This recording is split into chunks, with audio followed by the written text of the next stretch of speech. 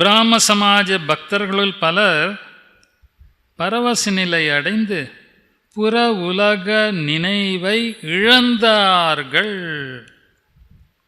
பரவச நிலை, தெய்வீக பரவச நிலை, தெய்வீக ஆனந்தம். அப்புறம் அதை இழந்திருப்பார்கள். அது கொஞ்ச நாள் இருந்திருக்கும். சொல்லுவார்கள், ஸ்ரீராமகிருஷ்ண போகும்போது போயிட்டு வந்தால் போதும், ஒரு வாரத்திற்கு மனசு அப்படி உயர்ந்த நிலையில் ஆனந்தத்திலே மிதந்து கொண்டே இருக்கு.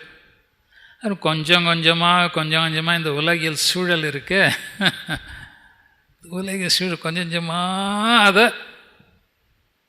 இல்லாமல் செய்து விடுகிறது. திரும்பவும் போவார்களாம் சொல்லுகிறேன்.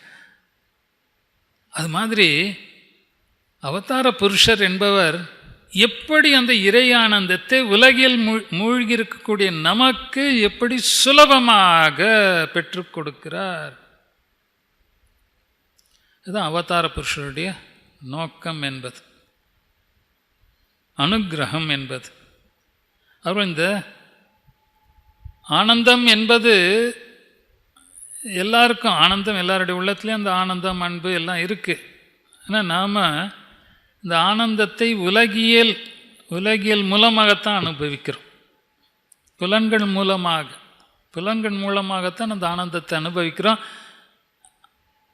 அந்த புலன்கள் குறைபாடு உடையது. அதனால் அந்த ஆனந்தத்தின் முழு அளவை நம்மால் பெற முடியல. உள்ளே இருக்கிற ஆனந்தம் தான், அந்த இறை ஆனந்தம் அந்த புலன்கள் மூலமாக வெளிப்படுகிறது. புலன்கள் குறைபாடு உடையவை, அதுக்கு சக்தி அவ்வளோதான். முழு ஆனந்தத்தை ஒரு லட்டு சாப்பிட்லாம், வாயில் வச்சோன்னா ஆகான்றோம். 2வது லட்டு, 3ஆவதுன்னா கஷ்டமாக இருக்குது, 4ஆவதுன்னா வெளியில் வந்துடுது, முடியல. ஸோ எனவே இந்த புலன்கள் குறைபாடு உடையன. நம்மை போன்ற சாதாரண மக்கள் இந்த உலகத்தில் வாழ வேண்டும் என்றால் கொஞ்சமாவது ஆனந்தம் வேணாமா? என்ன பகவான் பார்த்தார், என்ன மெஷினா? இந்த மக்கள் எல்லாம் நான் இயந்திரமா வாழ முடியும்?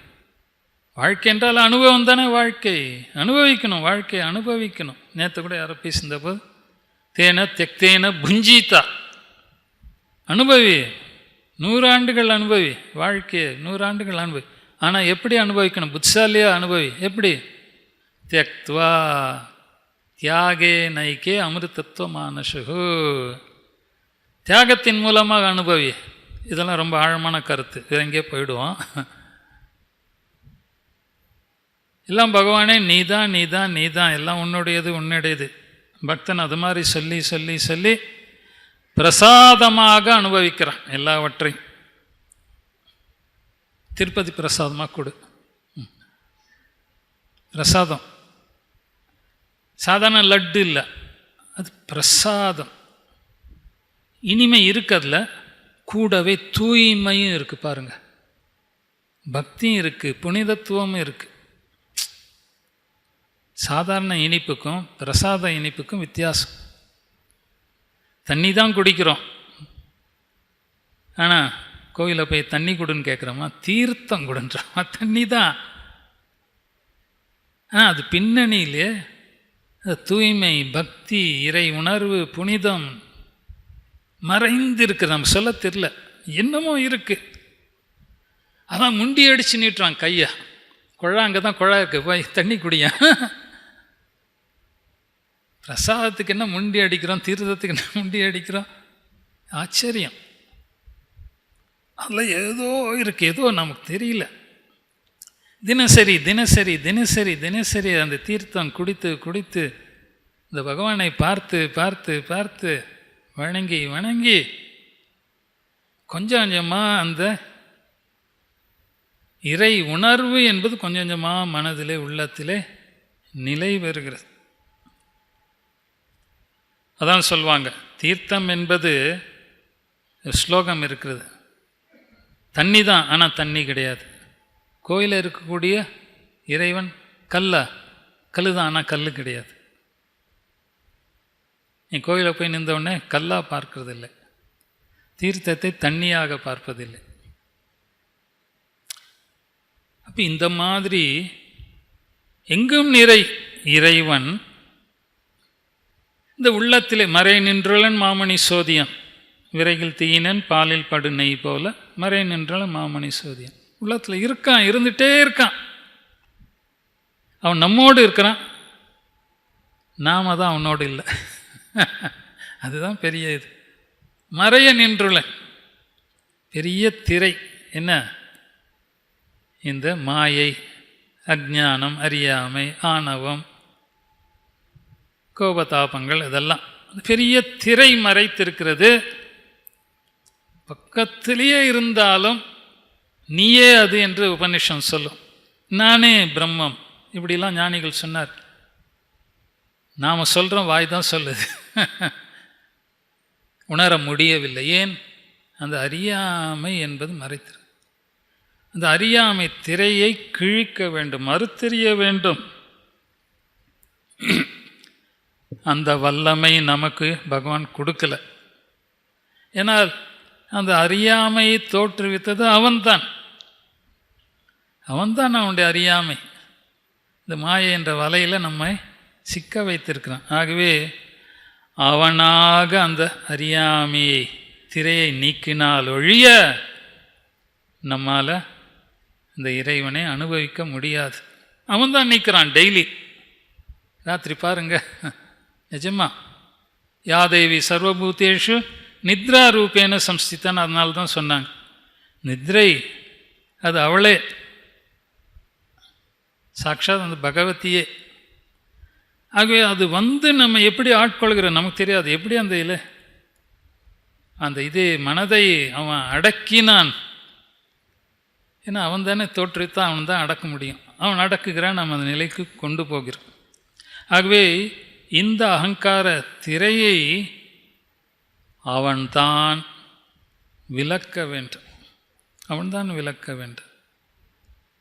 அப்போ நம்மீது இருக்கக்கூடிய கருணையின் காரணத்தினால் பக்தர்கள் மீது இருக்கக்கூடிய, அப்படி தான் சரியாக சொல்லணும், பக்தர்கள் மீது எல்லாருக்கும் எத்தனை பேருக்கு அது வேணும்? வேணாம். எத்தனை பேர் பகவான் வேணும்? வேடிக்கை ஒரு கதை நான் படித்தது, எப்பயோ படித்தது. தினம் பூஜை பண்ணுறான், அன்னைக்குன்னு பார்த்து பகவான் வந்து முன்னாடி நின்றுட்டார். ஆச்சரியம், யார் இதுன்னு. நான் தான். நீ தினம் என்ன கும்பிட்றிய, நான் தான்டா அந்த பகவான். நிஜமாவா? நான் தான் சாக்ஷாத் பகவான். இல்லை, என் நம்ப முடியல. என்ன பண்ணுன்ற? இந்த பித்தளை பாத்திரத்தெலாம் தங்கமாக மாற்ற பார்க்கலாம். பகவான் பாத்திரலாம் தங்கமாக போச்சு. அப்பயோ அவர் பகவான் தெரிஞ்சு போச்சுல்ல. பகவானே பக்தியை கூட மோட்சத்துக்கு கேட்கலையாம். வெளியில் ஓடினானா. எதுக்குண்ணா? டேய் வீட்டில் இருக்க எல்லா பாத்திரத்தையும் கொண்டா, கொண்டு போய் எல்லாம் தங்கமாக மாற்றிட்டு போங்க. பகவானை கேட்க முடியலையே, பக்தியை கேட்க முடியல, ஞானத்தை கேட்க முடியல. சுவாமி விவேகானந்தரே ஆரம்பத்தில் ஸ்ரீராமகிருஷ்ணன் பார்க்க போகிறாரு. முதல் தடவை ஸ்ரீராமகிருஷ்ணன் தொட்டாராம். அவனுடைய மனதை அந்த நிலைக்கு, உயர்ந்த அத்வைத்த நிலைக்கு, பேராந்த நிலைக்கு எடுத்து செல்ல வேண்டும். அந்த அனுபவத்தை அவனுக்கு கொடுக்கணும். தெரியும், அது தகுந்த பாத்திரம் அவன். என்னுடைய பணிக்காக எல்லாம் அந்த கதையெல்லாம் அதிகமாக சொல்லுது. அதெல்லாம் கொடுக்கணும்னு பார்த்தார், தொட்டார். என்ன அனுபவம்? சுவாமியே சொல்கிறார், அப்படியே உலகமே இந்த சுவரெல்லாம் சுற்றுது, எல்லாம் சுற்றுது. என்னமோ ஆகிப்போச்சு, அவருக்கு இறந்து விடுவார் போல. என்ன கத்துனாரான், ஐயோ என்னென்னு பண்ணுறீங்க, என்ன பண்ணுறீங்க, நிறுத்துங்க, எங்கள் அப்பா அம்மா இருக்காங்க, நிறுத்துங்கன்ட்டார். ஒன்றும் சரி, இன்னும் ரெடி ஆகலை. ஸ்ரீராமகிருஷ்ணன் சொல்கிறார், ஒரு பூதம் அவனுக்கு ஃப்ரெண்டே இல்லையா, தனக்கு ஒரு ஃப்ரெண்டு வேணும்னு தேடிட்டே அலைஞ்சான்னு. சனிக்கிழமை செவ்வாய்க்கிழமை யாராவது தற்கொலை பண்ணி கொண்டால், இல்லை அகால மரணம் அடைந்தால் பூதம் ஆகிடுவான். ஏன்னா பில்டிங்லேருந்து விழுந்தானே ஓடுமா இந்த பூதம். இன்னைக்காவது நமக்கு ஒருத்தன் கிடைச்சான். ஆனால் பழச்சி எழுந்துருவான். அது மாதிரி இத்தனை அனுபவங்கள், இறை அனுபவங்களை நான் வைத்திருக்கிறேன். இதெல்லாம் இந்த மக்களுக்கு வழங்க வேண்டும். அவருக்கு தெரியுது எவ்வளோ பெரிய வஸ்து இது. எதை அறிந்த பிறகு, அடைந்த பிறகு அடைவதற்கு ஒன்றுமில்லாமல் போகுமோ. கீதையில் தினம் நாம் ஓடுறோம் வாழ்நாள்லாம் ஓடிட்டுருக்கோம். இது வேணும், அது வேணும், இது வேணும், அது வேணும். அதுக்கு எல்லையே இல்லாமல் இருக்குது, நிறைவே இல்லை. ஆனால் எதை அடைந்த பிறகு முழுமையான நிறைவு வந்து விடுகிறது. அத்தகைய ஞானம் ஸ்ரீராமகிருஷ்ணன் தேக்கி வைத்திருக்கிறார், கொடுக்க தயாராக இருக்கிறார். அப்படி நரேனே அந்த சமயத்தில் இன்னும் கொஞ்ச நாள் போகணும் போல இருக்கு. ஸ்ரீராம் சரி இப்போ வேணாம், சரி அப்படின்றார். அது மாதிரி பகவானே பார்த்து நம்மை அந்த உயர்ந்த நிலைக்கு இட்டு செல்ல வேண்டும். அதற்காக அவதாரம். அவர் ஸ்ரீராமகிருஷ்ணர் அவதார புருஷர் யார்? சாட்சாத் இறைவனே. இறைவனே இந்த மனித ரூபத்தில் வருகிறான். புரிகிறது கஷ்டமாக இருக்குது, ஏற்றுக்கொள்வது கஷ்டமாக இருக்குது, முடியவே இல்லை. ஒரு சிலர் ஸ்ரீராமகிருஷ்ணன் வாழ்ந்த காலத்தில் ஒரு சிலர் அவர்களாம் எவ்வளோ உயர்ந்தவர்களாக, இல்லற பக்தர்கள், இல்லறத்தில் இருந்தவர்கள், அவர்கள் ஒரு சிலர் ஸ்ரீராமகிருஷ்ணர் நீங்கள் இறைவனே தான் அவதாரம் என்று அவர்கள் சொல்கிறார்கள். ஸ்ரீராம் சொல்ல, உனக்கு என்னடா தெரியும் அவதாரம், நான் என்ன சொல்கிற, என்ன தெரிஞ்சிட்ட? அப்போ அந்த கிரீஷ் சொல்கிறான், ஆமாம் வியாசரும் வால்மீகியுமே அந்த அவதார புருஷர்களுடைய குணங்களை எல்லாம் விவரிக்க என்னமோ முயற்சி பண்ணிருக்காங்க. அவங்களாலே முடியல.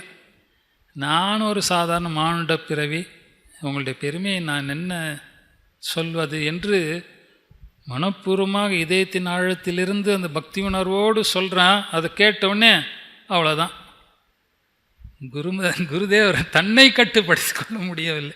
ஸ்ரீராமகிருஷ்ணன் சொல்வார், பக்தன் பகவானுக்கு அடிமைப்பட்டவன், ஆனால் சில சமயங்களில் பகவான் பக்தனுக்கு அடிமையாகி விடுகிறான்னு சொல்கிற மாதிரி அங்கே ஸ்ரீராமகிருஷ்ணன் தன்னை இழந்தாராம். அவனுடைய பக்தி என்பது அவருடைய நெஞ்சத்தை தொட்டது, நெகிழ்ந்து தன்னை மறந்த நிலையில் எல்லாரையும் ஆசீர்வாதம் பண்ணார். அதுதான் நாம் கல்பத்தர் தினம் என்று கொண்டாடுகிறோம். அன்றைக்கு ஒவ்வொருவரும் பெற்ற அனுபவம், சிலருடைய அனுபவம் பதிவாகியிருக்கிறது பார்க்கிறோம். இப்போ பகவான் தான் நமக்கு அந்த அனுபவத்தை தர வேண்டும். ஒரே நாளில் தரமாட்டான். ஏன் நமக்கு புரியாது. இந்த அப்படி பிரம்மானந்தன்ட்டனா நான் வந்தால் சொன்ன மாதிரி எல்லா பாத்திரம் கொண்டா இதெல்லாம் மாற்றின்னு உட்காந்துருப்போம்.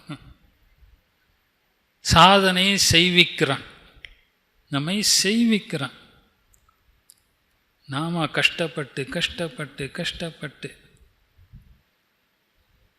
அப்படி கொஞ்சம் கொஞ்சம் நம்ம நம்பிக்கை கட்டி எழுப்புகிறான், சத்சங்கத்தை ஏற்படுத்தி கொடுக்குறான். இதெல்லாம் உண்மையாக பாருங்கள்.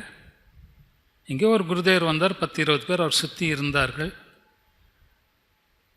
அவர் வாழ்ந்த காலத்திலேயே யாரும் நினச்சி பார்க்கல இது இப்படி ஒரு பெரிய இயக்கமாக. இது பெரிய இயக்கம். நான் நீங்கள் எல்லாரும் நம்மை அறியாமல் அந்த இயக்கத்தில் நம்முடைய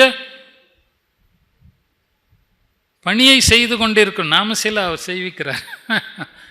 அவர் செய்விக்கிறார், நாம் செய்யலை.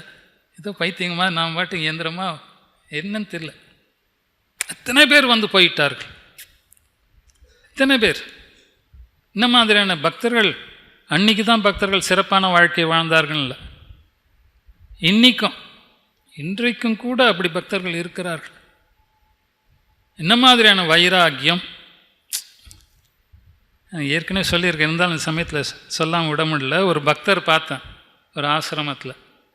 இதை போயிருந்தபோது நாம் கொஞ்சம் வம்பளக்கணுமே, அப்படி பேசிட்டு இருக்கும்போது நீங்கள் என்ன, உங்கள் பேர் என்ன, எப்படி வந்தீங்க போனீங்க, எவ்வளோ வருஷமாக வரீங்க, அதெல்லாம் ரொம்ப க்ளோஸ். எப்படி வந்தீங்க மடத்துக்கு, யார் மூலம் வந்து எப்படி தெரியும் அப்படின்னு அவர் சொன்னார். நான் ஒரு பிஸ்னஸ் பண்ணிகிட்டு இருந்தேன், ஒரு பெரிய அடி நஷ்டம், அவ்வளோதான். மன அமைதி இழந்தார், கோவிலாக சுற்றுறார், பூஜை அது இது என்னவோ பண்ணி பார்க்குறார், ஆனால் அமைதியே இல்லை. இப்போ ஒரு நாள் நம் மடத்தின் வழியாக போய் கொண்டிருந்தார். அந்த மடத்தின் வழியாக பல தடவை போயிருக்கிறார், எத்தனையோ தடவை போயிருக்கிறார். அன்றைக்கி அந்த விழா போகும்போது பார்த்தாராம். பார்த்து இது ராமகிருஷ்ண மடன்றாங்களே, இதுக்குள்ளே ஒரு நாள் போனது இல்லையா, இங்கே உள்ளே போனால் ஏதாவது நடக்குமா பார்க்கலாம் அப்படின்னு உள்ளே போனாராம். உள்ளே போனால் அமைதியான இடம், இந்த மாதிரி பிரேயர் ஹால், கொஞ்சம் பேர்லாம் உட்காந்து தியானம் பண்ணிகிட்ருக்காங்க. முதல் தடவை தியானம் பண்ணுறவங்கள பார்த்தாராம். நம்ம கோவில்கள்லாம் இருக்குது, தியானம் பண்ணுறவங்க யாரும் பார்க்குறோம், ஒன்றும் இல்லை, அமைதியே எல்லாம் உட்காந்து. இவருக்கு அமைதி வேணும் தானே, அவரும் உட்காந்தார், கண்ணை மூடினார். தியானம் பண்ணுறது என்னன்னு தெரியாது இருந்தாலும் கண்ணை மூண்டிய கொஞ்ச நேரம் உட்காந்தாராம். ஏதோ ஒரு அமைதி உணர்ந்தாராம். என்னாச்சு, குருதேவர் பிடிச்சிட்டாருன்னு அர்த்தம். ஆட்கொண்டு விட்டார் அவரை. அடுத்த நாள் வரார். வந்து வந்து வந்து அப்புறம் இங்கெல்லாம் லெக்சர்லாம் நடக்குது, என்ன கீதை அது இது, ஐயோ இதெல்லாம் நான் படிக்காமல் போயிட்டோமே, இதெல்லாம் தெரிஞ்சிக்காமல் போயிட்டோம். நிறைய விஷயங்கள் கேட்கிற அமுதமொழிகள் என்ன அது என்ன இது, படிக்க புரிகிற ஸ்ரீராமகிருஷ்ணன் சொல்ல, டேய் உலகத்தில் எப்படி வாழணும்னு தெரிஞ்சிக்காமல் போயிட்டிய, கையில் என்ன தடுன்னு தானே பலாப்பழம் இருக்கணும், முட்டாள் என்ன தடைக்காம பலாப்பழம் எடுத்தால் இவ்வளோ உபத்திரம். வாழ்கின்றாய் வாழாத நெஞ்சமே, மாணிக்கவாச திட்டுவார்ல, எப்படி வாழணும்னு தெரியாம வல்வினைப்பட்டு ஆழ்கின்றாய் ஆழாமல் காப்பானை ஏற்றாது. இப்போ இதெல்லாம் படிக்க தெரிகிறது. வாழ்க்கைன்னா இது இன்பத் துன்பங்கள், இந்த உலகத்தை சேர்ந்தது இன்பத் துன்பங்கள்.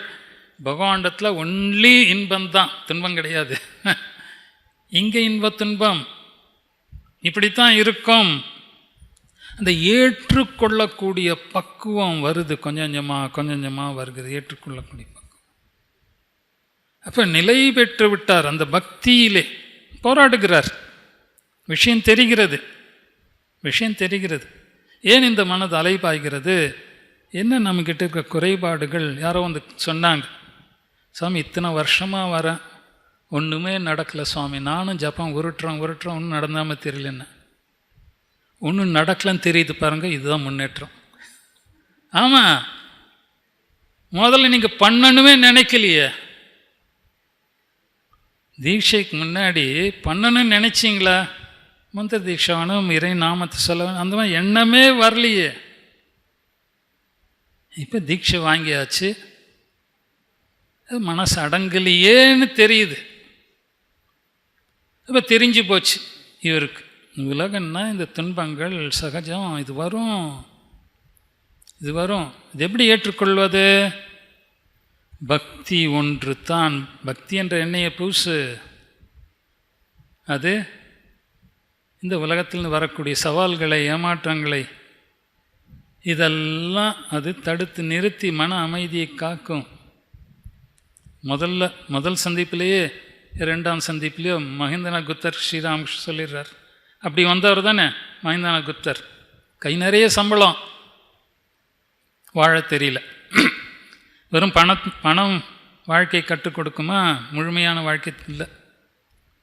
சும்மா குடும்பத்தில் இருக்கக்கூடிய தகராறு, குடும்பத்தில் பெரிய இது இல்லை, அந்த அந்த இதுவே சிக்கல்களே அவரால் தாங்க முடியல. ஸ்ரீராமகிருஷ்ணன் தான், நீ எண்ணெயை பூச மறந்துட்ட, கையில் எண்ணெய் தடவிக்கோ, பக்தியை வளர்த்துக்கொள், பகவானிடத்தில் பக்தியை வளர்த்து கொண்டு ஜிஜி விஷேத் சதம் சமாகன்னு சொன்னார். 100 ஆண்டுகள் வாழ், சந்தோஷமாக வாழ் உலகத்தில். 100 ஆண்டுகள் உலகத்தை அனுபவி. எப்படி? துன்பத்தை தாங்கக்கூடிய சக்தியை பெற்ற நிலையில் இன்பத்தை அனுபவிக்கிறது யாராவது சொல்லிக் கொடுக்கணுமா? இன்பத்தை நாம் அதுக்கு ட்ரைனிங்கே வேணாம். ஆனால் துன்பத்தை தாங்குவதற்கு தான் ட்ரைனிங் வேண்டி இருக்கு.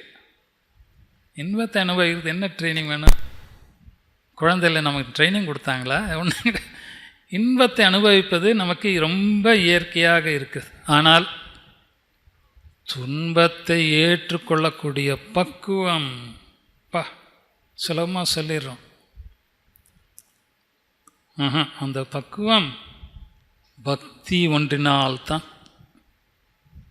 இதில் நிலை பெற்ற பிறகு கொடிய துன்பம் இல்லாமல் போகிறதோ, இது கீதை.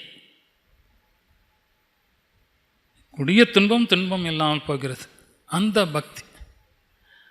பக்தி கொஞ்சம் கொஞ்சமாக வளர்த்து எடுக்க வேணும், கஷ்டப்பட்டு. எப்படி? இறை நாமத்தை சொல்லு, சத் சங்கத்திலே இரு. வேலி போடு ஸ்ரீராமன் சொல்வார். மனதை சுற்றி வேலி போடு. இன்னைக்கு உலகம் இருக்கிற நிலை சொல்ல தேவையில்லை, கைக்குள்ளே வந்தாச்சு உலகம். ஈர்க்கிறது. இது இந்த போகப்பொருளுடைய வலிமையை, ஆகர்ஷண சக்தி பகவான் அப்படி படைத்துட்டா. புலன்களை விட போகப் பொருள்களை வலிமையுடையதாக படைத்து விட்டான். அதுவும் கீதையில். ஆனால் புலன்களை விட வலிமையானது மனம், மனதை விட வலிமையானது புத்தியை விட வலிமையானது ஆன்மா. இப்போ அந்த ஆன்மாவுடைய அந்த பக்தி, அந்த உணர்வின் மூலமாக கொஞ்சம் கொஞ்சமாக இந்த அறிவு, மனதை இதெல்லாம் வசப்படுத்தி, புலன்களை வசப்படுத்தி இந்த போக பொருள்களையும் வசப்படுத்தி விடுகிறது இந்த ஆன்ம உணர்வு. இந்த பக்தி, இறை பக்தி என்பது ஸ்ரீராமன் சொல்வார், இதெல்லாம் ஒன்றுமே இல்லை. போக பொருள் என்பது ஒன்றுமே இல்லை. அந்த கொஞ்சம் கூட கொஞ்சம் கூட இந்த மனசு அசைந்து கொடுப்பதில்லை. பக்தனுடைய மனசு அந்த மாதிரி இருக்கிறது. இப்போ துன்பத்தை தாங்கக்கூடிய, துன்பத்திற்கு துன்பத்தை கொடுக்கக்கூடிய, இப்படியெல்லாம் சில பேர்லாம் பேசுவார். அவனுக்கு அப்படிப்பட்ட ஒரு வீரம், தைரியம். அதனால நாமா இருக்கும் குடியெல்லாம் நமனை எஞ்சம் இப்படியெல்லாம் பாடுகிறார்கள். அல்லல் என் செய்யும், அருவினை என் செய்யும், தொல்லை வல்வினையை தொந்தந்தாம் என் செய்யும் என்ன பாடுறார். அந்த மாதிரியான மன வலிமை எப்படி தில்லைமாநகர் திருச்சிட்டம்பலனாருக்கு எல்லையில்லதோர் அடிமை பூண்டனுக்கு எப்படி பாட்டு சொல்லிட்டார் பாரு. அந்த பக்தி அந்த முதிர்ந்த நிலையிலே, ஆனால் ரொம்ப விழிப்போடு கவனமாக இந்த பக்தியை கட்டி எழுப்ப வேண்டும். அதற்கும் பகவானுடைய பெரிய கருணை பாருங்க. ராமகிருஷ்ண சங்கத்தை அவர் தோற்றுவித்து விட்டார். யாருக்கும் அப்போ தெரியும், நரேன் மட்டும்தான் தெரியும். அவனுக்கு மட்டும்தான் அதெல்லாம் கூப்பிட்டு தனியாக உட்கார வச்சு என்னமோ சொல்லியிருக்கார். கூட இருந்த மற்ற சீடர்களுக்கும் தெரியல. பிரம்மானந்தரோ சிவானந்தரோ மற்றவங்களாம் அவங்களுக்கும் தெரியல.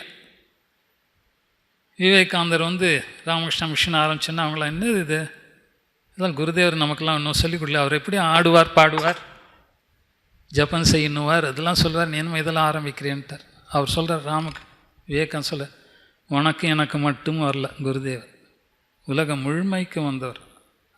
அவருக்கு புரிஞ்சது அவதார ஸ்ரீராமகிருஷ்ணன் அப்படிப்பட்ட அவதார புருஷன். அவரே முதல்ல ஒத்துக்கலை, இதெல்லாம் நான் இப்போ நேரம் ஆயிட்டுருக்கு. அவரே முதல்ல ஏற்றுக்கொள்ளவில்லை. ஆராய்கிறார் ஸ்ரீராமகிருஷ்ணன், ஆராய்ந்து கடைசியில் தான் அவருடைய அவதார மகிமை என்பது கடைசியில் அவதார வரிஷ்டர் என்று சொல்லிவிட்டார். புரிகிறது. ஸோ அவர் இந்த ராமகிருஷ்ண இயக்கத்தை தோற்றுவித்து, எனக்கு உனக்கு மட்டும் இல்லைப்பா, இனி எத்தனையோ ஆண்டுகளுக்கு இன்னும் வரப்போகிறார்கள், எத்தனையோ பக்தர்கள் வரப்போகிறார்கள். அப்படி மடத்துக்கு வந்து போயிட்டு இருந்தார். நான் கேட்டேன், அவ்வளோ வருஷமாக வரீங்க, பரவாயில்ல, ரொம்ப சந்தோஷம். உடனே கேட்டேன், இப்போ எப்படி பிஸ்னஸ் அப்படின்னு ஒரு போடு போட்டார் பாருங்கள். எனக்கு புத்தி வந்தது, என்ன சாமி பிஸ்னஸ்னால் அப்படித்தான். என்ன பக்குவம் வந்து போச்சு. லாபம் லாபம் லாபம் லாபம், லாபத்தையே கண்ணாக வைத்து அதையே நினைத்து அதுக்காக உழைத்து வந்தவர் லாபமாக நஷ்டம் பண்ணி கடை. இங்கே பக்தி வந்தாச்சு. பக்தி வந்த நிலையிலே வாழ்க்கை என்பது விளையாட்டாக ஆகிவிடுகிறது. துன்பம் என்பது துன்பம் இல்லாமல் போகிறது. அதை வழங்குவதற்கு இறைவன் மனித உடல் எடுத்து வந்து இப்படி கொஞ்சம் கொஞ்சமாக நம்மை வழி நடத்துகிறார். நிஜமாகவே எப்படி எல்லாத்தையும் விட்டுட்டு இங்கே வந்திருக்கோம். ஆனால் ஒன்று, எல்லாம் விட்டுட்டு வந்துட்டோம், மனசுன்னு பிடிச்சிட்ருக்கு. அதுதான் கஷ்டமாக இருக்குது. அது கொஞ்சம் கொஞ்சமாக பக்தி வளர வளர இந்த சகம் விஷய சங்கம்வார்கள். விஷய தியாகம், இன்னும் விஷய சங்கம் என்று மனதினால் அந்த சங்கம் போக வேண்டும். அந்த சங்கம் போக வேண்டும் என்றால் சத் சங்கம் வளர வளர இந்த விஷய சங்கம் கொஞ்சம் கொஞ்சமாக குறையும். அதை இறைவன் மனித உடல் தரித்து வந்து நமக்கு வழங்கி கொண்டிருக்கிறார். எவ்வளோ நாட்கள் அது செல்லும் நமக்கெல்லாம் தெரியாது. அப்படிப்பட்ட ஒரு அவதார புருஷர் ஸ்ரீராமகிருஷ்ணர். ஓம் சாந்தி சாந்தி சாந்தி.